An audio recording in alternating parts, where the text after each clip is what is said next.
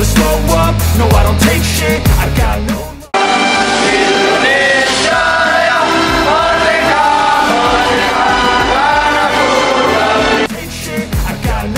Pemain berusia 22 tahun tersebut menggantikan posisi Zaki Ashraf dari PSM Makassar, yang tidak dilepas oleh klubnya. Namun, hal ini jadi kabar baik karena pemain tersebut cukup meyakinkan di posisi sebagai bek kiri. Memiliki kaki kiri yang dominan, Haikal sudah ditempa di SEA Games 2023. Pada turnamen tersebut, dia tampil dalam 2 pertandingan. Satu laga krusial dilewati Haikal saat bermain di final. Dia bertugas menggantikan posisi Pratama Arhan yang mendapatkan kartu merah di laga sebelumnya. Seperti diketahui, Timnas U23 Indonesia tidak memasang target tinggi di Piala AFF U23 2023. Namun, Shin Tae-yong menggunakan ajang ini untuk membangun tim akan bersaing di kualifikasi Piala Asia U23 2023. Datangnya Haikal dan Frankie bisa jadi siasat Shin Tae-yong untuk audisi di posisi bek kiri. Sebelumnya, posisi tersebut menjadi tempat Pratama Arhan di Timnas Indonesia. Pada pemanggilan ini, ada sejumlah pemain baru yang kami kombinasikan dengan pemain yang sudah sering dipanggil Timnas, kata Shin Tae-yong beberapa waktu lalu. Pelatih Timnas U23 Indonesia, Shin Tae-yong, membawa 5 pemain di posisi bek. Pemain-pemain tersebut adalah Bagas Kava, Kadek Arel, Komang Teguh, Muhammad Ferrari, Frankie Misa, dan Haikal Al-Hafiz. Seperti diketahui, Shin Tae-yong menggunakan formasi andalan dengan sistem 3 back. Maka 2 pemain akan bertugas sebagai wingback. Dalam pemanggilan ini ada Haikal dan Frankie di posisi back sayap kiri. Sementara di kanan ada Bagas dan Ferrari yang biasa dipasang di posisi tersebut. Hal yang jadi perhatian adalah posisi wingback kiri yang dipilih Shin Tae-yong. Khusus untuk Frankie, pelatih asal Korea Selatan ini sudah cukup paham dengan anak asuhnya tersebut. Pasalnya, pemain muda asal Persikabo 1973 tersebut sudah menjalani TC jangka panjang bersama Timnas U20 Indonesia. Satu pilihan yang menarik adalah pemanggilan Haikal ke skuad Garuda. Haikal adalah pemain muda milik PSIS Semarang. Dia pada Liga 1 2023-2024 sudah bermain dalam 4 pertandingan bersama tim Mahesa Jenar dan sudah mendapatkan kepercayaan dari pelatih Gilbert Agius. Jelang kontra Malaysia di Piala AFF U23, Ketua Umum PSSI, Erick Thohir berikan target khusus ke Timnas Indonesia U23 asuhan Shin Tae-yong. Tak main-main, Erick Thohir menginginkan Shin Tae-yong mampu membawa Timnas Indonesia U23 lolos ke Piala Asia U23 di Qatar. Menurut Erick Thohir, lawan Malaysia di Piala AFF U23 Thailand merupakan pertandingan persiapan Timnas Indonesia U23 asuhan Shin Tae-yong untuk kualifikasi Piala Asia U23 di Qatar. Jadi kita siapkan turnamen AFF ini untuk kita mempersiapkan diri tampil di kualifikasi AFC U23, ujar Erick Thohir dikutip dari Instagram. Hal itu karena Erick Thohir tak menargetkan apa-apa ke Shin Tae-yong di Piala AFF U23 Thailand kali ini. Erick Thohir justru memasang target ke Timnas Indonesia U23 untuk lolos ke putaran final Piala Asia U23 di Qatar.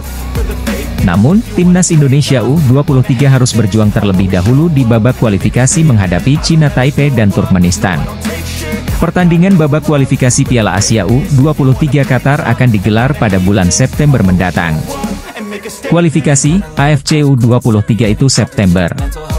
Kita lawan Cina Taipei dan Turkmenistan. Kalau itu masuk, kita ke AFC Asia di Qatar pada April, itu target utama, tambahnya.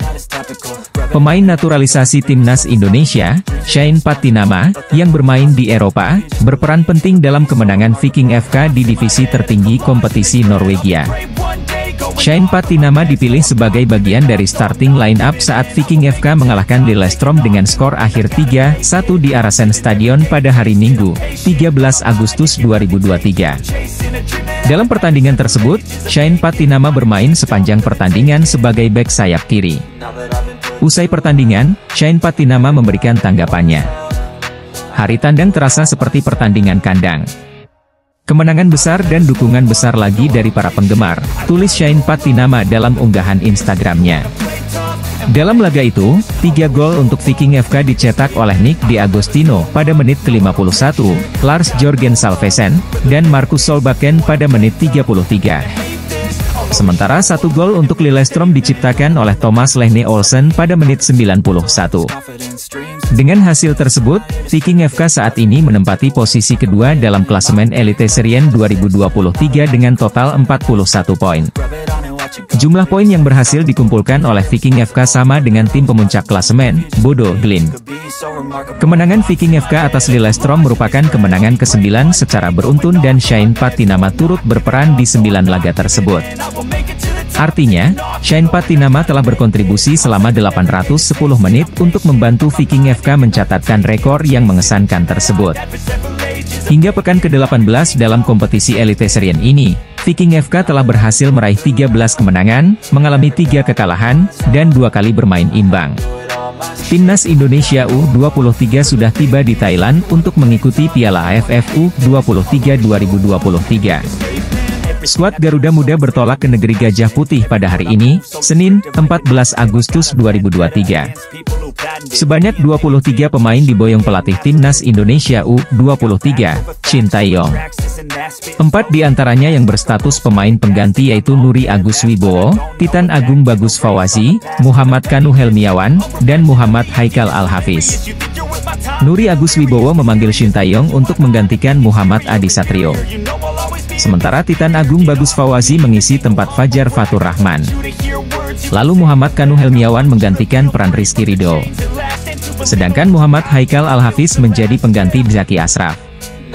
Meskipun pemain tidak komplit, mereka berangkat ke Thailand tidak untuk berlibur, ujar Shin Tae-yong di sadur dari laman PSSI, Senin, 14 Agustus 2023. Mereka saya pastikan akan bekerja keras untuk menjadi yang terbaik, tambahnya menambahkan. Adapun, Piala AFF U23 2023 akan digelar pada 17 hingga 26 Agustus 2023. Timnas Indonesia U23 tergabung dalam grup B bersama Timor Leste dan Malaysia. Di sisi lain, Ramadan Sananta berambisi membawa ketajamannya di Persis Solo ke Timnas Indonesia U23. Ia akan memperkuat skuad Garuda Muda di Piala AFF U23 2023. Sejauh ini, bersama Persis di BRI Liga 1 2023-2024, Ramadan Sananta berhasil membukukan 4 gol dari 7 pertandingan. Pencapaian itu membuatnya untuk sementara menjadi penyerang lokal terjauh. Tentunya saya sangat senang bisa mencetak 4 gol di Liga 1. Saya harus bekerja keras terus di Liga 1 dan di Timnas Indonesia U23, ujar Ramadan Sananta. Kalau Coach Shin Tae-yong mempercayakan saya akan memberikan yang terbaik, tambahnya menambahkan. Ramadan Sananta lalu bicara soal persiapan Timnas Indonesia U23 menuju Piala AFF U23 2023. Ia menegaskan, semuanya berjalan cukup baik meski pemusatan latihan baru dilakukan pada Kamis, 10 Agustus 2023.